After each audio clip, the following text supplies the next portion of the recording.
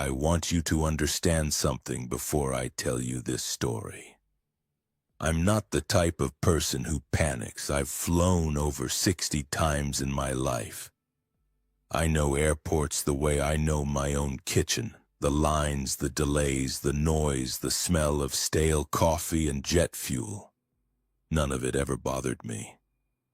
Until the night I flew out of Chicago O'Hare on a Tuesday in January and realized halfway through that something was deeply, terribly wrong. It started small. It always does. I was catching a red-eye to Atlanta. Flight was at 11:45 p.m. I got to the airport around 9, which I know sounds early, but I hate rushing. I cleared security, found my gate, G17, and settled in. The terminal was quiet, the way airports get late at night when the big rush is over and only the tired business travelers and the anxious ones are left. I bought a bottle of water, found a seat near the window, and pulled up a podcast. Around 10 o'clock, they made an announcement at the gate. Delay, 2 hours, equipment issue. The gate agent looked exhausted and barely made eye contact with anyone. People groaned. A few got up and walked off to find food. I stayed put. Like I said, I don't panic. Delays happen. That's when I noticed the man sitting across from me. He was in his 50s maybe. Gray jacket, dark pants, a carry-on bag between his feet. Nothing about him should have stood out. But he was watching the gate agent with this intensity that made me uncomfortable in a way I couldn't immediately name. Not angry passenger intensity, something else, something focused, calculated, like he was doing math in his head. I looked away, told myself I was being paranoid. By 11, the gate area had thinned out significantly, maybe 12, 15 people left. The man in the gray jacket hadn't moved, hadn't pulled out a phone, hadn't gotten up to get food or use the bathroom. He just sat there. Occasionally he'd look around the gate slowly, taking inventory, and just once, his eyes landed on me for a second too long before he looked away. I texted my wife, told her about the delay, didn't mention him. At 11:30, the gate agent announced boarding would begin at 1:15 a.m. She left the desk briefly. A few more people wandered off. The terminal was so quiet I could hear the hum of the overhead lights. That's when the man stood up, picked up his carry-on, and walked over to the gate agent's podium. I assumed he was going to ask about the delay. But he didn't stop at the podium. He leaned behind it just slightly, and I watched him slide something, I couldn't see what, into the small shelf underneath the desk. Then he walked back to his seat like nothing happened. My heart rate jumped. I sat up straighter. I told myself it was nothing. Maybe he dropped something. Maybe he was returning something. My mind offered me every reasonable explanation it could find. But then I thought about it. The way he had moved. Deliberate. Practiced. The fact that he'd waited until the agent stepped away. The way he didn't look around to see if anyone was watching, because people who do something innocent don't worry about being watched. I got up. Slowly. I walked to the far end of the gate area like I was stretching my legs, and I pulled out my phone and called the airport's non-emergency security line. I know that number because, and I realize how this sounds, I looked it up once after reading a news story about airport safety. I'd saved it in my contacts as a reflex. I never thought I'd actually use it. The person who answered sounded bored. I told them what I'd seen. I kept my voice low. I told them my gate number, described the man, described what I saw him do. There was a pause on the line, and then the voice wasn't bored anymore. They told me to stay calm. Stay where I was. Do not confront anyone. Someone would be there shortly. I sat back down. The man hadn't moved. I stared at my phone screen without reading a single word on it. 11 minutes later, I know because I checked the time obsessively. 2 TSA officers and a uniformed airport police officer came through the terminal doors with the gate agent behind them. They didn't rush. They walked with that particular kind of calm that trained people use when they don't want to cause a scene. The officer approached the podium first. The agent pointed to the shelf. One of the TSA officers reached under and pulled out a small black bag. Everything after that happened fast. The terminal got louder with voices and radio static almost immediately. More officers appeared. The man in the gray jacket stood up before anyone approached him, which told me he knew the moment was coming. There was a brief exchange, I couldn't hear it, and then he was being walked away, not in handcuffs yet, but with 2 officers on either side of him, each gripping an arm. He glanced back once as they moved him out. He looked directly at me. I don't know what was in that bag. To this day, I genuinely do not know. I was interviewed by 2 officers in a side room near the gate for about 40 minutes. They were polite but vague. They thanked me. They told me the flight would be further delayed. They didn't tell me what they found.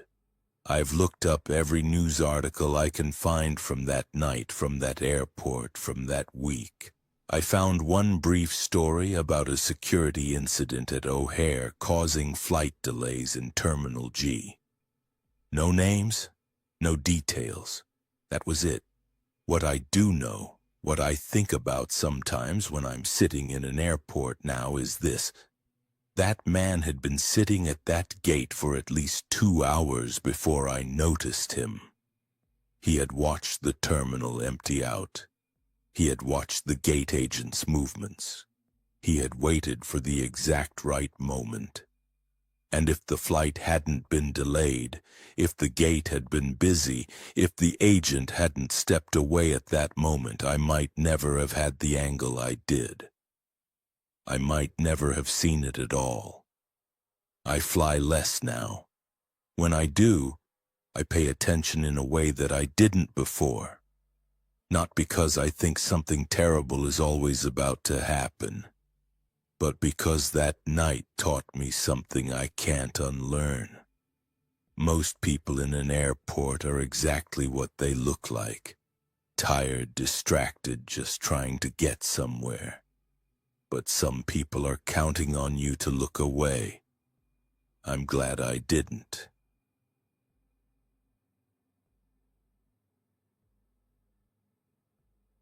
I almost missed my flight that night. And honestly, looking back now, I wish I had. It was a Tuesday in November. I was flying out of a mid-sized regional airport in Ohio, one of those airports that feels too big for the city it serves, but too small to ever feel busy. By the time I got through security, it was close to 11 p.m. The last flight out, Gate C7. The terminal was nearly empty. A few scattered passengers, some draped over chairs, sleeping with jackets over their faces. The overhead lights had that specific late-night dimness, like someone had turned them down just enough to make everything feel slightly off. The shops were all gated shut. The cleaning crew had already come and gone. It was just quiet. That particular kind of quiet that only exists in public places after everyone's left. I found a seat near the gate, plugged in my phone, and that's when I noticed him.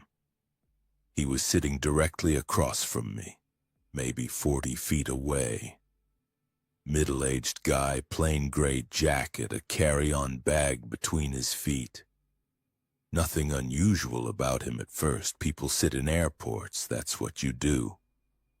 but something made me glance up a second time, and when I did, he was already looking at me. I looked away, pulled out my phone, told myself I was tired, overthinking. But a couple minutes later, I looked up again, still looking at me. Not in the way someone accidentally makes eye contact. Not the vague, unfocused stare of a person lost in thought. This was deliberate, steady, like he was waiting for something. I shifted in my seat, angled my body slightly away. I told myself he was just zoned out, staring in my general direction. It happens. Airports make people weird. Sleep deprivation makes people weird. I was probably the weird one for even noticing. Then the gate agent made an announcement. Boarding delay. 45 minutes minimum. Mechanical issue. I heard a few people groan. One woman got up and walked toward the bathroom. The couple near the window went back to their conversation. And when I looked back across the terminal, the man was gone. His seat was empty. The bag was gone. I felt a strange wash of relief I couldn't explain, and then immediately felt stupid for feeling it. I got up to stretch my legs, walked down toward the vending machines at the far end of the corridor. Got a water. Stood there for a minute just breathing. That's when I heard it. Not footsteps. Not some horror movie sound cue. It was a voice. Low, conversational, calm. Coming from just around the corner of the short hallway that led to the single-stall family restroom. I couldn't make out what was being said at first, so I leaned slightly forward, the way you do when you're trying to catch something without meaning to eavesdrop. And then I heard it clearly. She moved to C7, blue jacket, traveling alone. A pause. Yeah, no checked bags. My entire body went cold. I was wearing a blue jacket. I was at gate C7. I had no checked bags. For a second, I genuinely couldn't move. My brain just stopped, like it couldn't process what I'd just heard fast enough to generate a response. And then something animal kicked in and I walked, not ran. Walked fast back toward the gate area, toward the lights, toward the other passengers. I sat down in a new seat closer to the gate agent's desk, right next to an older couple. My heart was hammering so hard I could feel it in my throat. I pulled out my phone and opened my contacts like I was about to call someone. I don't even know who, just to look occupied, to look like I had somewhere to be, someone expecting me. I scanned the terminal. He was back. Different seat this time, further down near the corridor that led back towards security. He was looking at his phone now. Not at me. But he was there. And here's what got me, here's the part I keep coming back to. He wasn't near that hallway. He'd been sitting in the opposite direction. So who had been on that phone call? Who had been describing me? I walked straight to the gate agent, a woman in her 50s reading something at the desk. I leaned in and I told her quietly exactly what I'd heard, word for word. I told her about the man, told her about the phone call, told her I didn't know if I was being paranoid, but I needed her to know. She didn't brush me off. That's the thing I'll never forget. She didn't smile politely and tell me I was probably tired. She picked up her phone immediately and made a call of her own. Within about 4 minutes, 2 airport security officers were walking through the terminal. They spoke with the man in the gray jacket. I don't know exactly what was said. I was sitting too far away. But I watched them check his ID. I watched one of them step away and speak quietly into a radio. And I watched the man's posture shift. That specific shift people make when they realize something isn't going their way. They escorted him out of the terminal. The gate agent came back to me afterward. She was professional, measured. She thanked me for saying something. She said they'd be following up, that police would want a brief statement from me before boarding. She didn't explain anything further, and I didn't push because I was shaking too hard to form the right questions. I gave my statement, boarded the plane, flew home. I never found out what it was, whether I was a target or a coincidence, whether the person on that phone call was a partner or an accomplice or something else entirely. But here's what I know. I heard my jacket described, my gait, the fact that I was alone in an airport at midnight by someone I had never seen or spoken to before I heard his voice.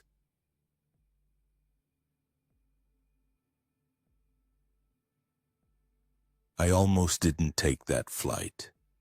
I remember standing in line at the check-in counter at Denver International Airport, seriously considering just turning around, driving home, and rescheduling for the morning. It was late. I was exhausted.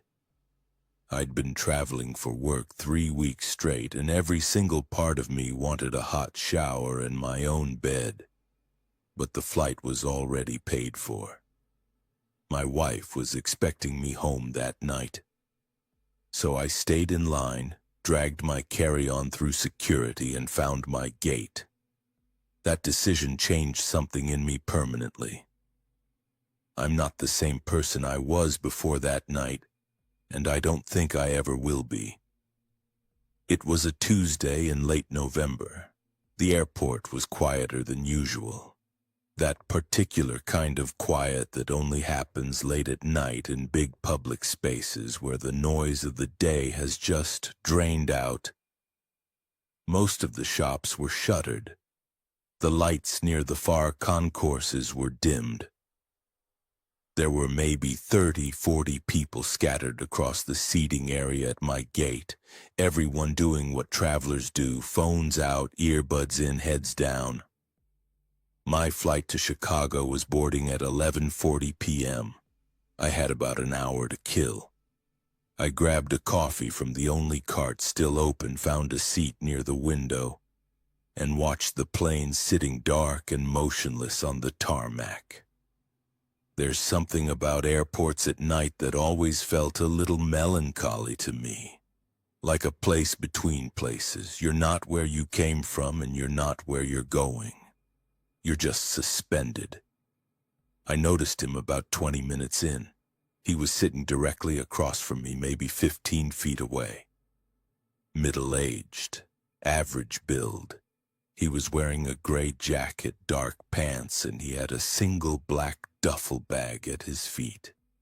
Nothing about him stood out physically, but he wasn't looking at his phone. He wasn't reading. He was just sitting there, completely still, staring straight ahead at nothing.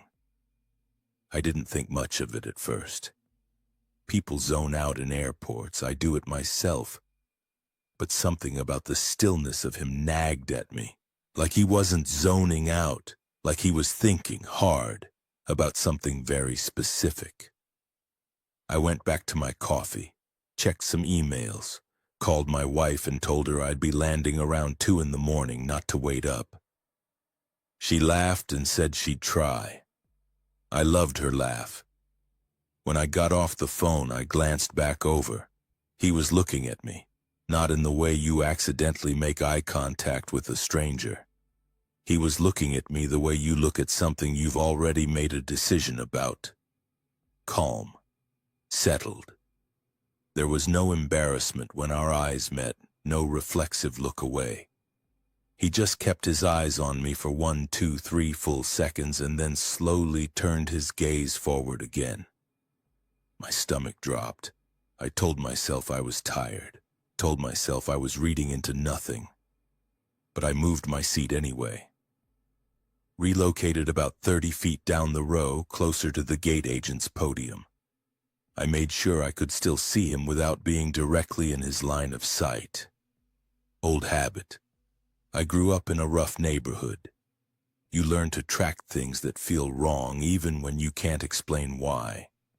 He didn't react to me moving, didn't look over, just sat there. 40 minutes passed. They called our boarding group. I joined the line, and as we shuffled slowly forward, I did one more sweep of the waiting area. He was still seated, not boarding. He hadn't moved at all. I remember feeling relieved. I remember thinking, okay, whatever that was, it's over. I was in row 24, window seat. The plane filled up slowly. Overhead bins slamming shut. The smell of recycled air and someone's fast food. I was watching something on my phone when I heard someone stop at the row in front of me, shove a bag into the bin and settle into the aisle seat. It was him. Gray jacket, black duffel, same face, same stillness. My whole body went cold. And I know how that sounds. I know it sounds like I was being paranoid, like I was letting my tired brain manufacture a threat. But you have to understand, this man had shown zero intention of boarding. He was sitting down when the gate line formed. He was sitting down when they made the final boarding call.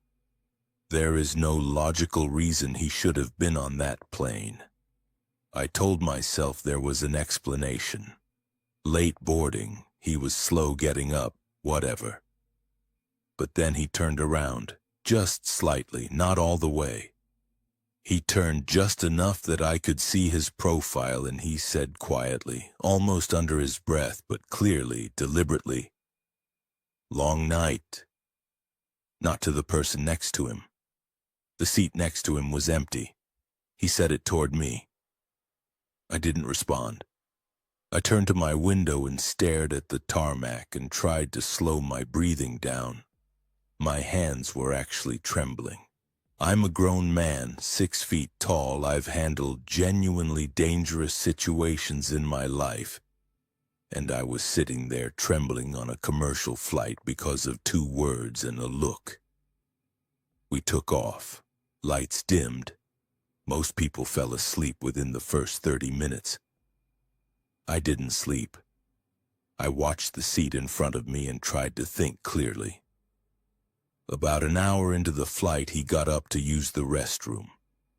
As he passed my row, he paused, just for a second, and he looked down at me with that same expression from the airport, that settled, decided look, and he said, perfectly conversational, "You moved your seat back there." It wasn't a question. It was a statement. He had noticed. He had clocked exactly where I'd been sitting, noticed when I relocated, and he was telling me he'd noticed. That was the entire point of saying it. To let me know. I said nothing. I couldn't speak. He went to the restroom and came back and sat down without another word. When we landed in Chicago, I was the first person off that plane. I went straight to a uniformed officer near baggage claim and told him everything. He took me seriously, more seriously than I expected. He asked me to wait, made a call, and within 10 minutes 2 plainclothes officers came and asked me to walk them through the whole thing again in detail. I never found out what came of it. But here's the thing I keep coming back to. The thing I can't explain away. When I was on the phone with my wife at the gate, the call where she laughed and I told her not to wait up, I had stepped maybe 10 feet from my original seat. I kept my voice low. It was a short call. I never said what gate I was at. I never said my row number. I never said anything about where I was sitting. I have no idea how he knew I moved. The only explanation I've ever been able to come up with is that he was watching me far earlier than I realized, that by the time I noticed him, he had already been watching me for a long time. I fly for work. I still have to. But I don't zone out in airports anymore. I don't put both earbuds in. I face the room. I watch the people who aren't watching their phones, because the most dangerous thing I did that night wasn't staying in line for a late flight. It was assuming that the people around me were strangers.